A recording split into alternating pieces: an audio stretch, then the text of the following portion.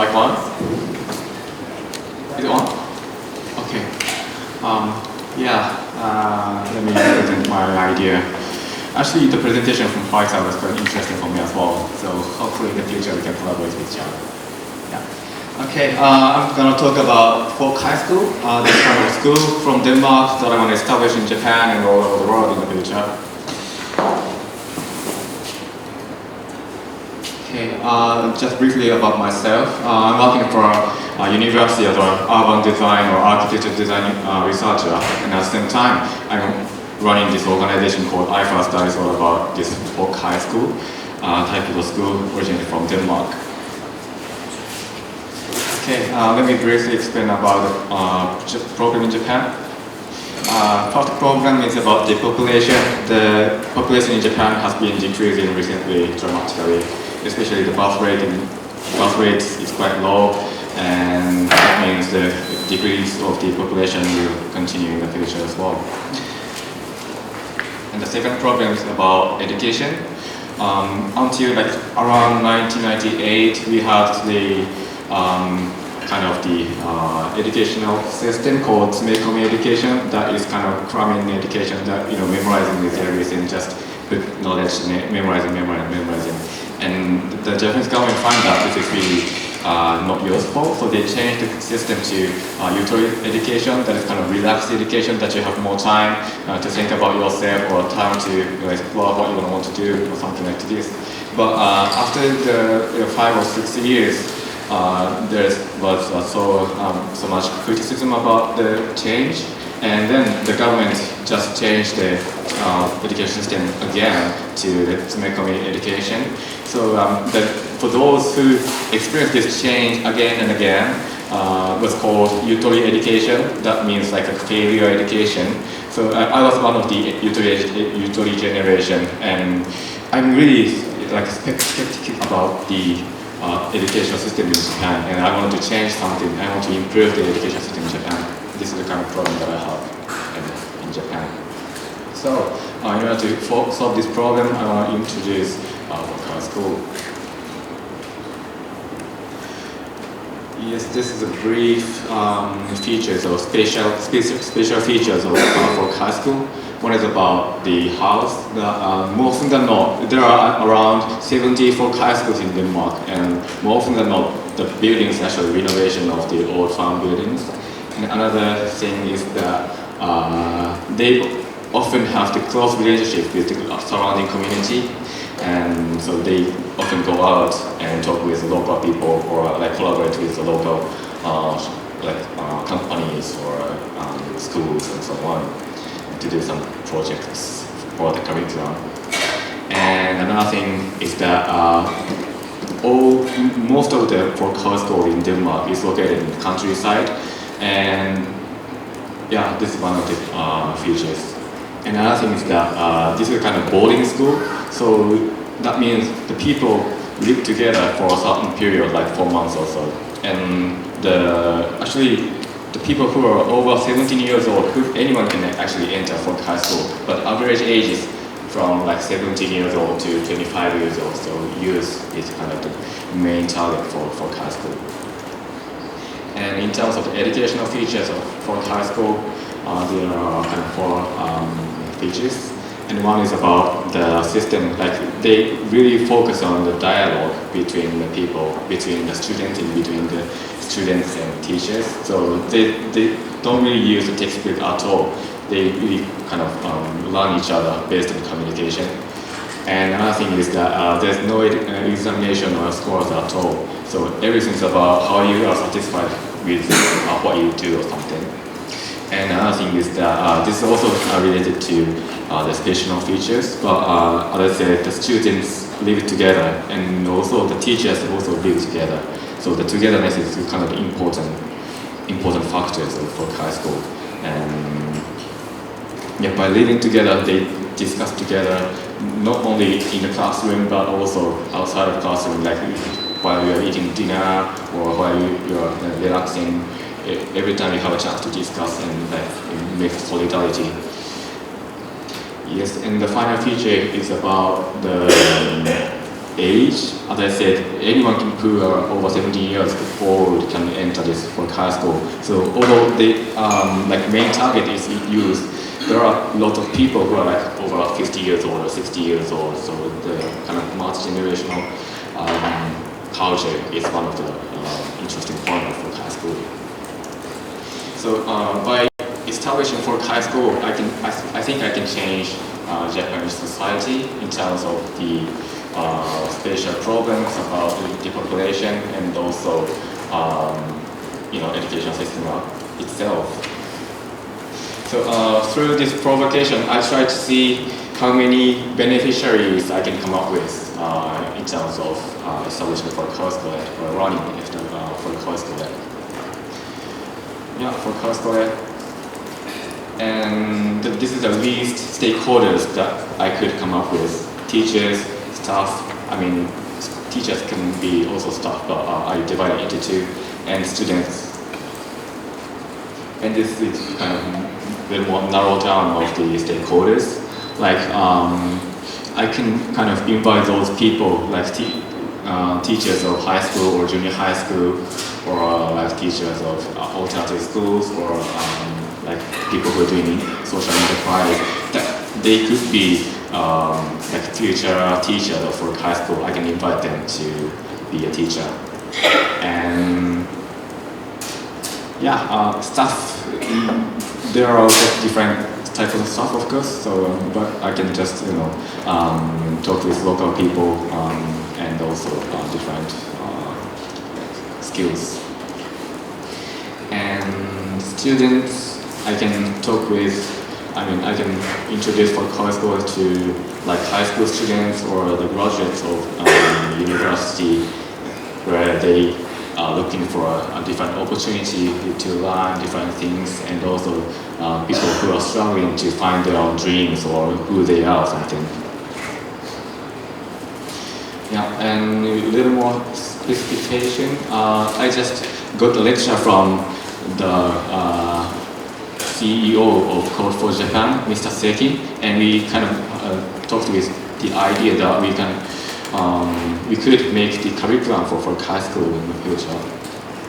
So what they do, this is one of the programs that they do in Code for Japan. They introduce programmers to local authority and let the programmers talk with the local authority to solve the problem that local authority have. So I could make this kind of curriculum with the students, and so we kind of teach students to learn to programming, and then we can just send the students to local authorities or possibly like companies and so on to solve the problem. So this is kind of spillover beneficiaries. So it's not a direct, but the government, local government or local companies can get benefit. And this is the local value increase in micro scale. So